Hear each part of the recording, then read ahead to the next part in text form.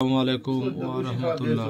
প্রিয় ভিউয়ার্স, আজকে আমি এমন এক জায়গায় আসছি, আসলে খুব করুণ বিদারক বিষয়।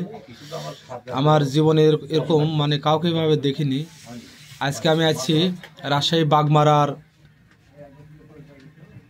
গোয়ালকান্দি ইউনিয়নের কনপাড়া দিঘির পাড়ে একটা দোকানে আসছিলাম কিছু খাওয়ার জন্য।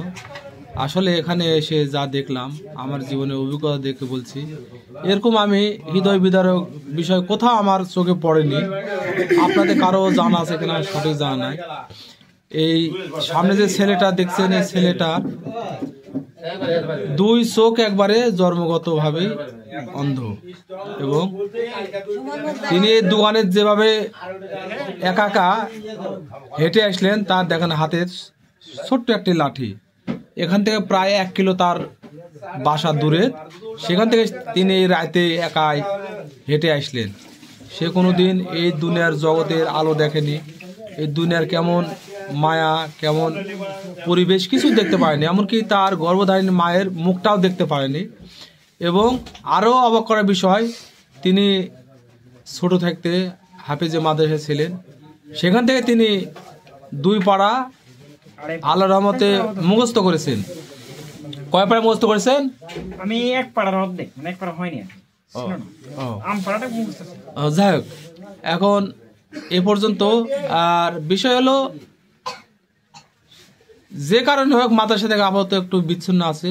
যদি কেউ কোনো মাদ্রাসায় দায়িত্ব নিতে পারেন, খরচের বিষয় তার পরিবার থেকে দিবে, খরচ কাউকে দেওয়া লাগবে না। তার বিষয়টা হলো, কোনো হুজুর যদি দায়িত্ব নেয় যে আমি ঠিক আছে আমার মাদ্রাসায় রাখবো, যেভাবে পড়াবে তিনি সেভাবে ইনশাল্লাহ শিখবেন।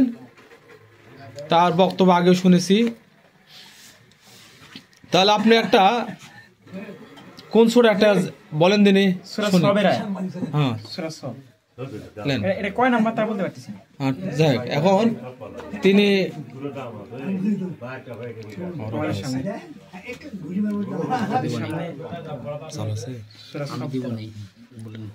আচ্ছা, সূরাটা বলো তাহলে। সূরা সব এটা।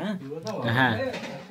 أعوذ بالله من الشيطان الرجيم. بسم الله الرحمن الرحيم. والذي أرسل رسوله بالهدى والدين الحق ليظهره على الدين كله ولو كره المشركون. يا أيها الذين آمنوا هل أدلكم على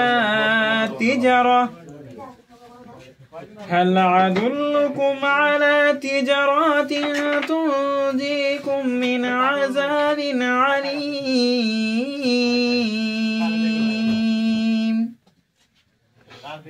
تؤمنون بالله ورسوله وتجاهدون في سبيل الله بأموالكم وأنفسكم ذلكم خير